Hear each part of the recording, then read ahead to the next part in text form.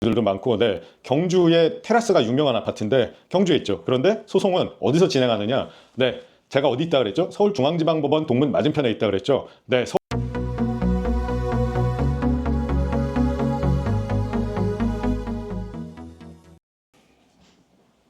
안녕하십니까. 서울중앙지방법원 동문 맞은편 서초동에서 법률사무소 기준을 운영 중인 전국구 부동산 전문 변호사 권충선 변호사입니다.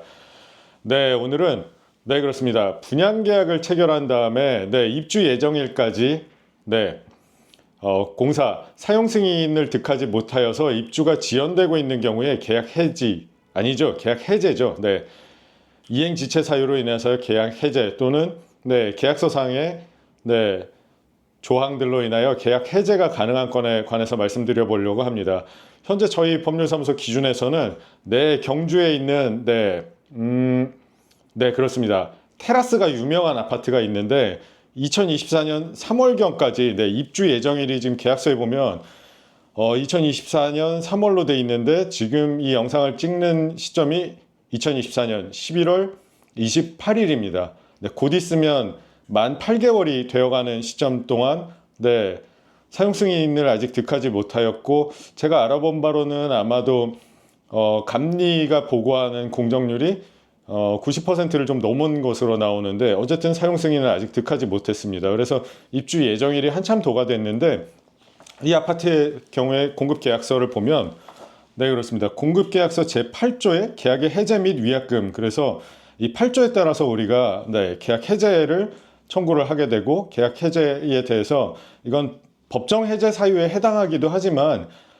민법에 따라서 법정 해제를 하는 것이 아니고 계약서에 따라서 계약의 내용대로 해제를 하는 것이기 때문에 우리가 반대 의무를 변제 제공을 하지 않아도 됩니다. 그게 이제 가장 큰 다른 점입니다. 만약에 반대 의무를 변제 제공을 해야 된다고 하면은 뭐 이건 계약 같은 경우에 제가 계약서 들고 있는 거는 네, 2억 9,380만 원이 총 공급 금액인데 잔금이 35%로 돼 있으니까 1억 200만 원 상당을 변제 제공을 하면서, 그러니까 내가 현금 갖고 있다 내지는 통장에 그렇게 돈을 줄 수 있는 준비가 되어 있다는 것을 우리가 변제 제공을 하면서 네, 법정 해제 사유로서 해제를 할 경우에는 그렇게 해야 되는데 이 약정 해제 사유는 조금 복잡합니다. 복잡하기는 한데 이제 8조 사항에 보시면은 14일 이상의 기간을 정하여 2회 이상 최고한 후 그 이행이 없을 경우에는 네, 어떻게 한다? 네, 서면으로 계약 해제 의사를 통보한다. 그러면은 저희가 실제로 계산을 해보고 지금도 뭐 사건 진행 중이신 분들을 대리해서 내용 증명도 보내드리고 소송도 동시에 진행 중인데 이거를 보내게 되면 꼬박 한 달 정도가 걸리게 됩니다. 그러니까 오늘 보내면은 네, 내일 도착합니다. 그러면은 내일 도착한 날에 초일을 빼고서 14일 받은 날로부터 14일 경과할 때까지 네, 입주 예정, 그러니까 입주가 가능하도록 해라, 사용 승인을 득해서 건물을 인도해라, 이런 최고장을 보냅니다. 그러면 1차에 한 보름 정도가 지나고 2차 또 보내면 보름 정도 지나고 그러고 나서 네, 그때까지 사용 승인 득해서 입주를 할 수 있도록 네, 매도인이 제공을 하지 않게 되면은 저희는 네, 계약 해제 통지서를 마지막으로 보내게 되면 거의 한 달 정도가 꽉 차게 진행됩니다.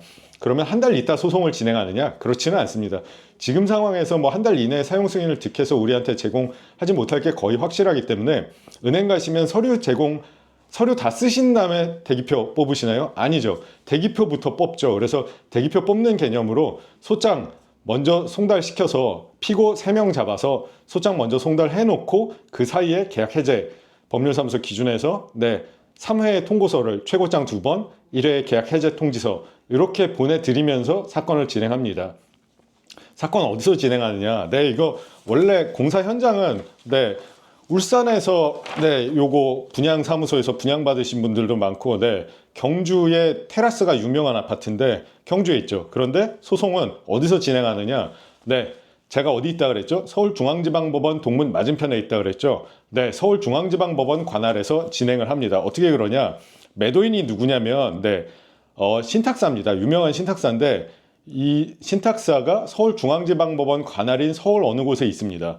그리고 시행위탁자는 이제 병으로 돼 있는데 이분도 서울에 계십니다. 그래서 갑병, 계약서상의 갑병을 네, 공동피고로 잡고 그리고 누구를 집어넣느냐? 이 계약서에는 제일 첫 페이지에 보시면 까만색 네모가 있는데 네모 왼쪽에 네모 하나, 둘, 셋, 네 번째 보면 본 아파트는 주택도시보증공사의 분양보증을 득함. 그래서 우리가 낸돈에 한해서는 주택도시보증공사를 세 번째 피고로 잡아서 돈을 받도록 하겠습니다. 그러면 낸돈이 얼마냐?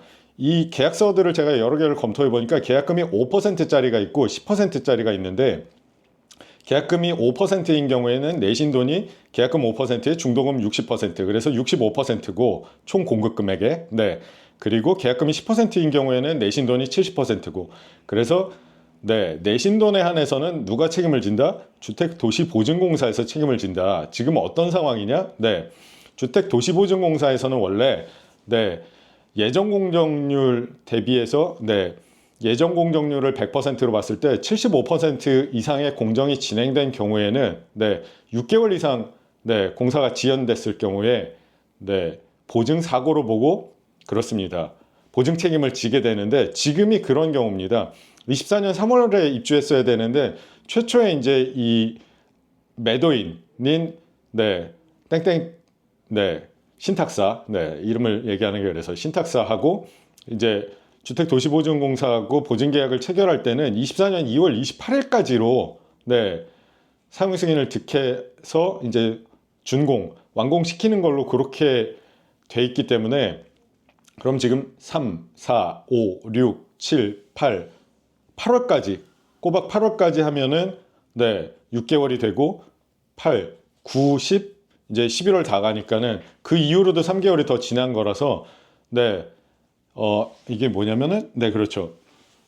이 분양보증 주택도시보증공사의 분양보증상품의 약관에 있는 보증사고에 해당하는 경우가 되겠습니다. 그래서 저희는 피고를 계약서상의 갑도피고로 잡고 매도인이면서 수탁자 겸 매도인 그 다음에 병은 시행위탁자라고 되어 있는데 여기가 실질적인 책임을 지는 시행사겠죠. 그리고 마지막으로 주택도시보증공사를 피고로 잡아서 이때 가장 큰 장점은 뭐냐? 시행사가 지금 돈이 있는지 없는지를 우리가 알 길이 없고 사실은 이제 시행사는 시공사에다가 돈을 시공사는 서울에 있는 무슨 토건 주식회사인데 어쨌든 시행사에다가 공사 대금을 족족 주고 나면은 사실은 뒤에 나머지 30%, 35% 되는 잔금에서 이윤을 남기는 그런 구조라서 지금은 사실 돈이 없을 가능성도 있습니다. 그렇기 때문에 주택도시보증공사가 우리가 낸 돈에 한해서는 돈을 돌려준다는 것은 이 소송에서 사실 뭐 승소하려고 하시는 거 아니지 않습니까? 돈 받기 위해서 낸 돈 받고 말하자면 이 계약을 해지하고 여기서 탈퇴를 하시기 위해서 하시는 건데 돈을 말하자면 나라에서 돌려주게 된다. 그게 이 소송의 가장 큰 특징이자 장점일 수 있겠습니다.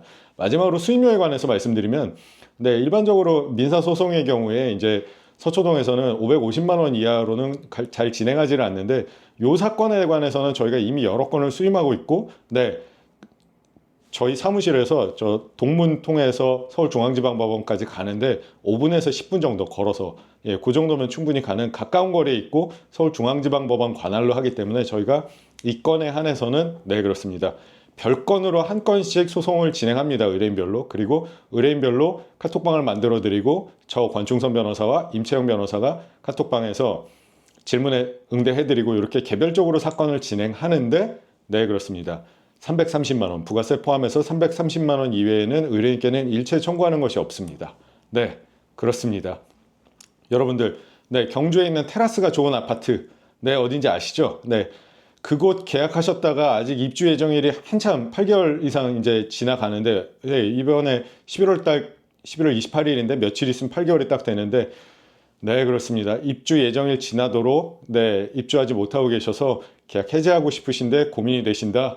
언제든지 0254-8272로 전화 주시면 전화기 좀 줘보세요. 전화기 좀 줘보세요. 권충선 변호사입니다. 무엇을 도와드릴까요? 하고 제가 전화를 받고 여러분의 법률 문제 깔끔하게 해결해 드리도록 하겠습니다. 오늘도 긴 영상 시청해 주셔서 대단히 감사합니다.